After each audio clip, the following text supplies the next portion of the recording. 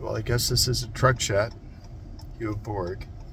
I was off by about 120 hours. I thought with 80% certainty that the United States would eventually engage the Iranians. I didn't realize they would do it so quickly. Hats off to them. If anybody is as professional as the United States Air Force and the military to pull off a surprise attack, they can do it. But here's the rub. We just opened Pandora's box.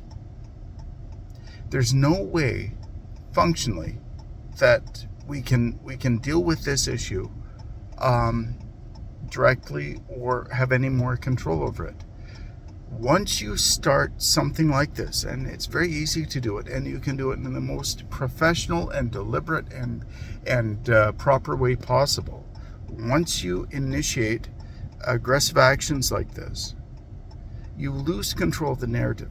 You lose control of the ability to ensure that you can navigate the problems that are happening, and you lose control of the ability to get the other side to coordinate to what you want to do. We have gone beyond democracy. Well, I guess more than democracy. I mean, the United States has been gone for a while. We've gone beyond diplomacy. We're no longer operating in a system where the people in charge of the United States, Israel, and Western alliances have any idea, have any concept, have any control over what happens next. What can Iran do? Well, they can do a variety of things. This is what we in Staff College refer to as asymmetric warfare. Iran is not a strong global power, of course. They have a civilian nuclear enrichment program. Maybe they were looking towards building a bomb, so they are over-enriching some of their materials, but we're still talking about something that is maybe about at least 2 or 3 years off by all best international atomic energy estimates from what's happened right now. So what has happened here is that, okay, great, they put everything in a hardened facility under Fordow and the other sites. Great, that's wonderful.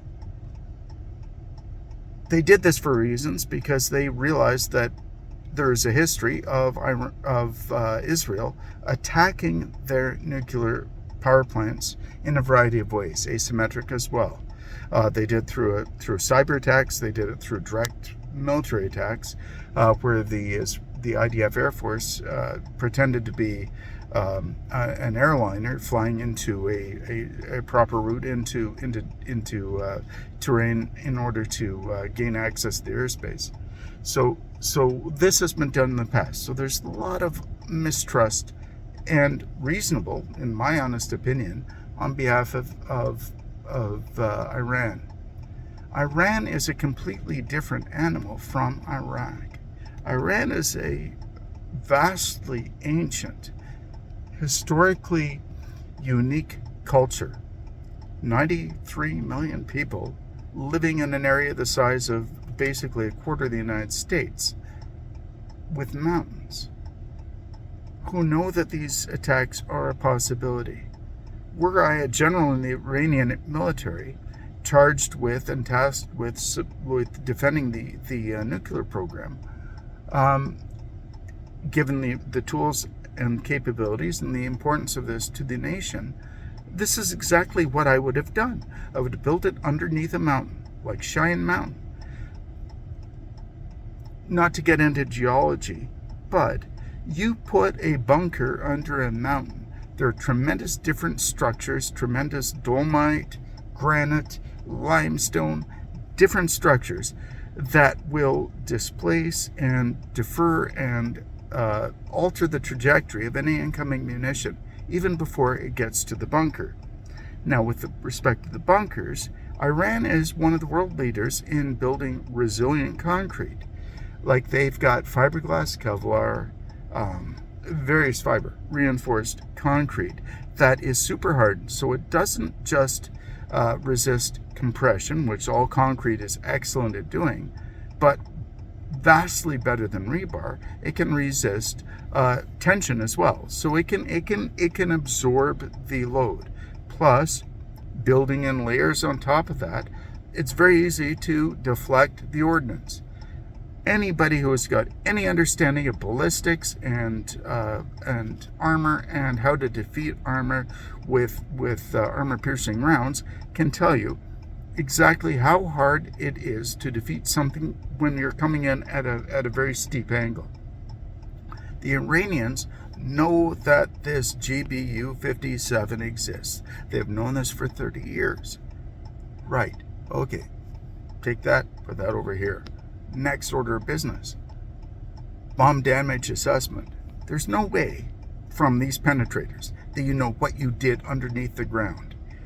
I cite the World War II, I cite the use of Grand Slams and the damage to various Nazi facilities built, might I say, in about, say, 8 months, albeit with slave labor, versus the 30-odd years that the Iranians had to deal with this.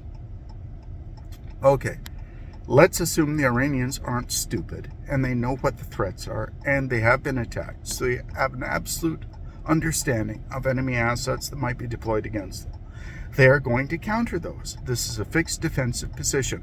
That means that you're going to set it up so that it's defended from air power and it's defended from any sort of like commando or special forces operation in order to engage it. I don't know what is going to happen from this point forward. We've got 2 carrier strike groups in the region. If the Americans are saying that, and Vance and the American media is saying that this is a one and done and we took out your nuclear facilities, they're now starting to move the goalposts on what the initial reason why they actually did this in the first place actually is. Iran was building a nuclear program. Yes, everybody knew that. Iran, since 2003, has been completely open with the West and with the international community about what they're actually doing, about their enrichment. Are they over-enriching some of their stuff? Great. They've got a pile of fissile material that is over-enriched, that is halfway or maybe 3/4 or even 9/10 of the way towards weapons-grade munitions, grade material. That's irrelevant. They were operating within the bounds of the treaties that they signed. Who broke those treaties? The United States ripped them up. Trump did. All the treaties that were created were destroyed. The exercise here is that every nation on earth who is like a secondary power is now looking at this and saying, fundamentally, one, the United States is no longer a trustee, you cannot trust what they say with respect to their commitments to treaties and upholding treaties. They're mercurial. Trump, as we all know, is a lunatic. He's an idiot. He's a lunatic. He is controlling this only so far as he can possibly control it. We're vastly and unfortunately approaching a place in time where even I, who am probably going to be, if Canada gets involved, and I'm very concerned, actually that's another point that we should probably talk about. I am very concerned about Canada's response to this, talking about Iran being the aggressor in this. Iran is patently not the aggressor in this activity. This is a deliberate Pearl Harbor that has been conducted with the United States intelligence and support done by Israel onto Iran. Iran didn't break any rules. Iran didn't attack anybody. So to say that, well, they're 2 weeks away from a nuclear weapon, well, I will let you reference it yourselves, but go back through YouTube. Bibi's been saying the same thing for about the last 35 years. That Iran is 2 weeks away from a nuclear bomb. Now, let's also understand, Israel is a nuclear power. they have nuclear Tyrant. They have airborne nukes. They have missile-based nukes. They have seaborne nukes in their naval forces. They have a small parallel of what the United States has. There's no way that they're going to get surprise attacked. Nuclear arms theory is all about the deterrence. It is not about aggressive use of nuclear weapons. There's absolutely no freaking reason why the moment that Israel or that Iran, were they to do this, and they're not doing this, were they to do this, to get a bomb and put it on one of their missiles and toss it over to Israel. That's not going to happen. Iran has not attacked anyone. Indeed, if we go back right to the Iran-Iraq war, Iran was defending from Iraq. The United States has a problem with Iran because they're still upset, and there's a lot of anger in the United States policy circles with respect to the Shah being overthrown. Now, good, bad, or indifferent. Yeah, you can say, okay, is Israel or is Iran a great country for human rights? Well, I don't know. Is the United States? Is Iran a religious dictatorship? Maybe it is, maybe it isn't. That's irrelevant. That's not our problem. Those people are citizens of the world.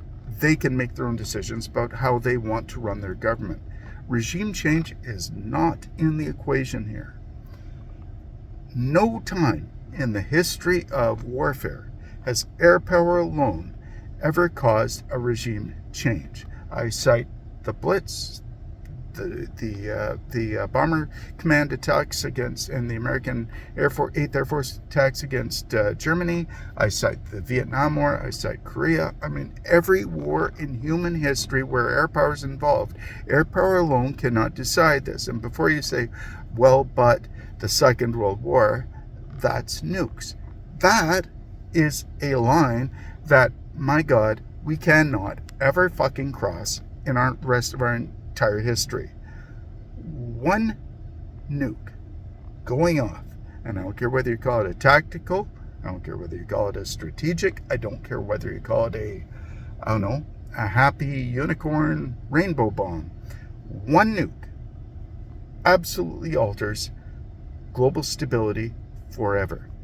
Not only climactic activities from shit being tossed up into the atmosphere, one won't do that, but a limited exchange in one region of the world, especially in the northern hemisphere, will have profound implications for the entire globe.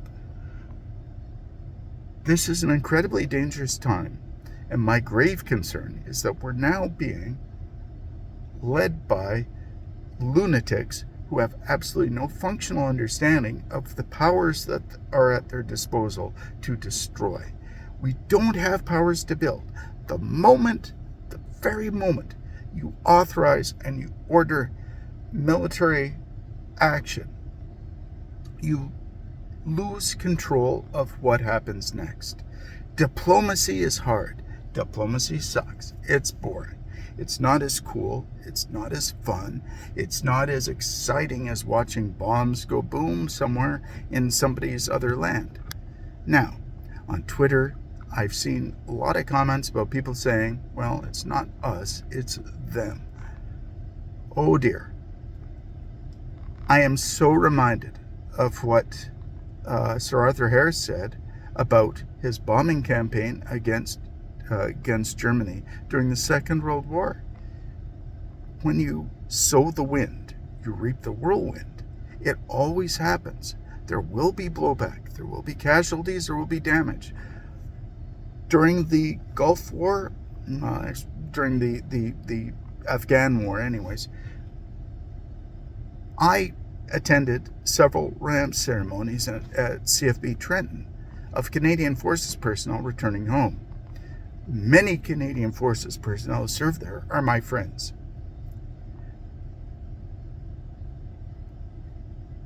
What they went through is soul-changing. We are now committing a generation to doing this again. And I don't see any good reason for it. Sorry for getting bubbly there. We are now committing another generation at risk of committing another generation to the meat grinder. Hey, I don't know about you.